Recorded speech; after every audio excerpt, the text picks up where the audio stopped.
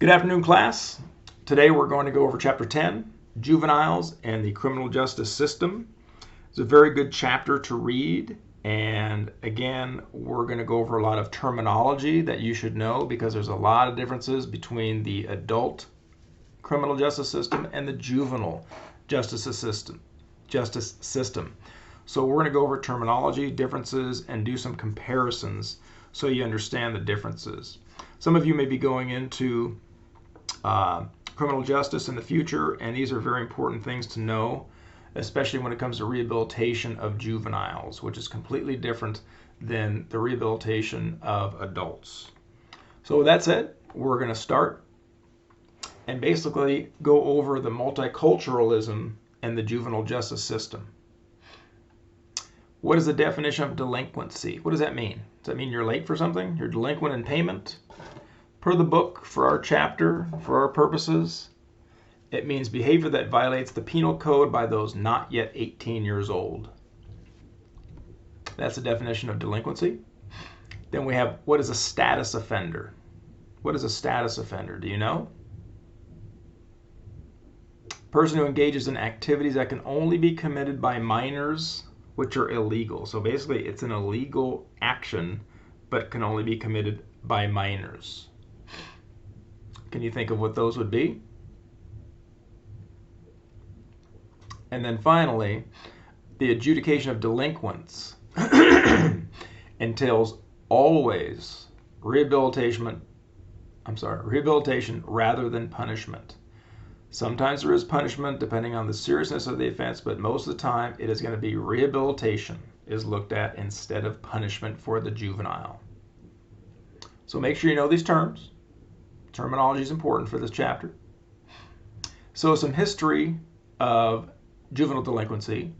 There was the Children's Aid Society in 1853 due to the thousands of abandoned, abused, and orphaned children living in the slums and the streets. So all they could do at that time after being abandoned was begging. They would prostitute themselves, rob, steal, join gangs, and could be committed to jail. So this program was very important because it ensures the well-being of the children and provided them with support to become successful adults. This society is still going strong, okay? So this is some of the history, and again in New York, which was terrible, of the abandoned children.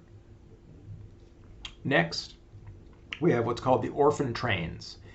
And this movement was supervised by a welfare department that literally transported on trains orphaned and homeless children from eastern cities like New York and New Jersey and Delaware to foster homes located in the rural areas of the Midwest. So these trains operated for many years, and they relocated a lot of these orphan, abandoned, abused, or homeless children to places in the Midwest. So again, terrible time to be a juvenile and not wanted because of whatever the parents couldn't afford food or did not want the children. So the orphan trains went for many years, okay? And again, they helped many thousands of children. Some more history is the Child Savers movement.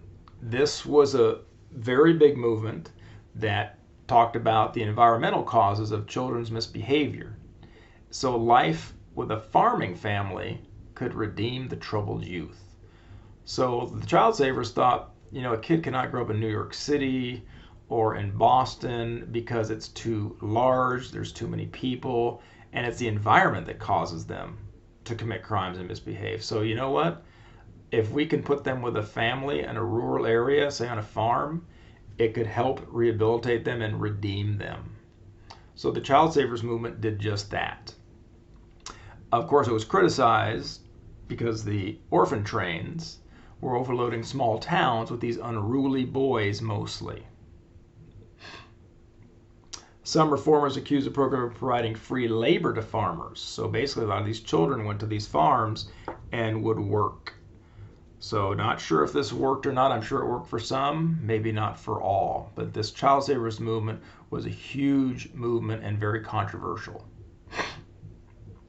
We have the houses of refuge, and these were located in urban areas for youth that were abandoned, delinquent, or incorrigible. Delinquency in the early 20th century. We talked about the first juvenile court was established in 1899. Delinquency in the early 20th century. The original term of parens patriae was the king had ultimate authority of the child, basically in the medieval days.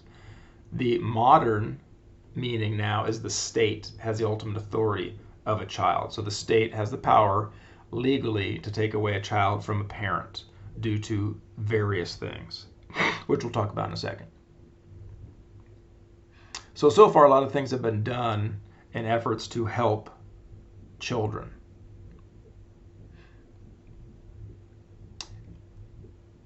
Early in the 20th century, there was adult court transfers, and that had to do with their age and their crime.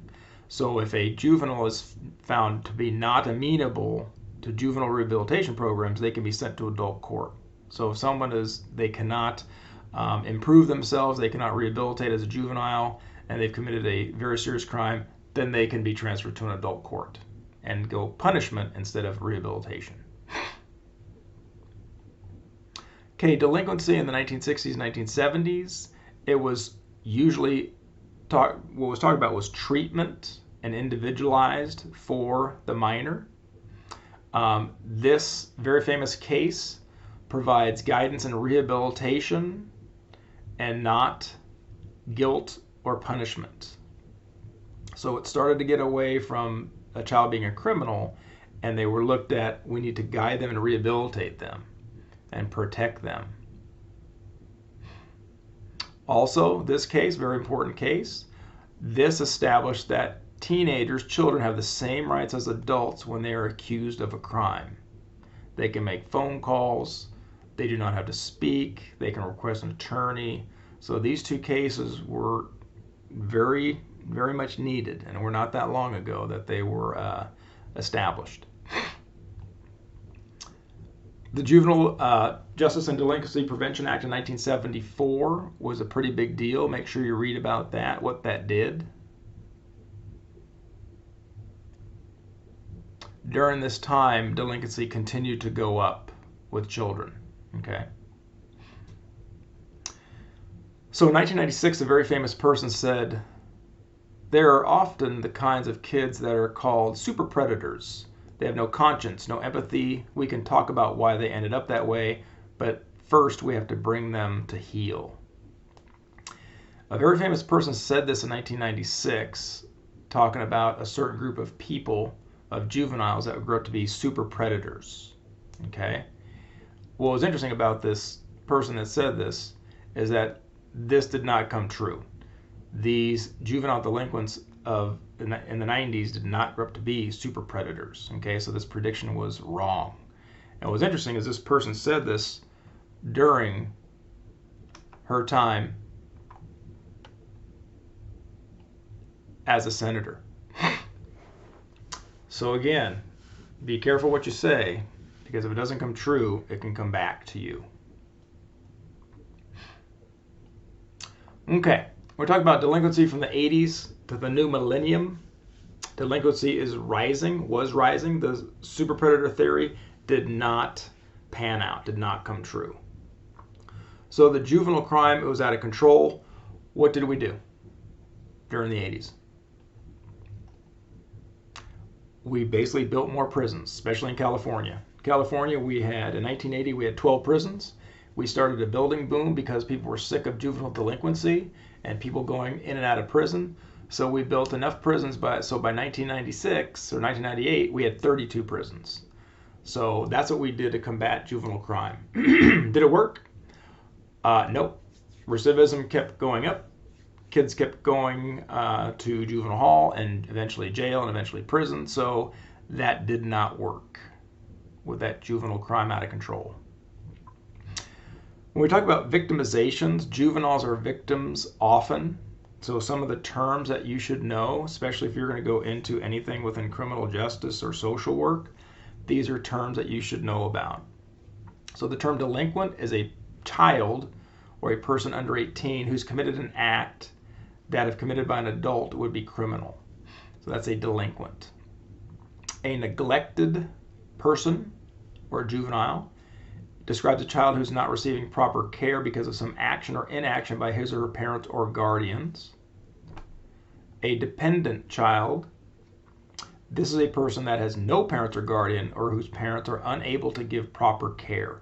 So that means basically they're dependent on the state, and they're going to enter a halfway house or a group home or the foster system. Maltreatment of a child is physical or emotional harm or places the child in danger. Physical neglect, very self-explanatory. It's basically disregarding the child's physical needs, inadequate supervision, food, hygiene, or clothing. It's also called failure to thrive. Emotional neglect, very often, is inadequate affection or exposing a child to domestic violence or inattention to their basic emotional developmental needs. And then finally, abuse includes all the above. Physical, mental, all the above. So those are some of the things that juvenile victims go through.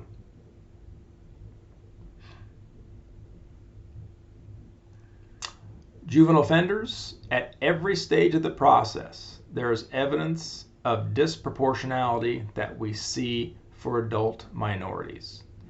So basically, there's disproportionality of how juvenile offenders are treated. Different states treat juveniles differently. The underlying factor is that it should be rehabilitation and whatever is best for the minor. But sometimes there's that disproportionality.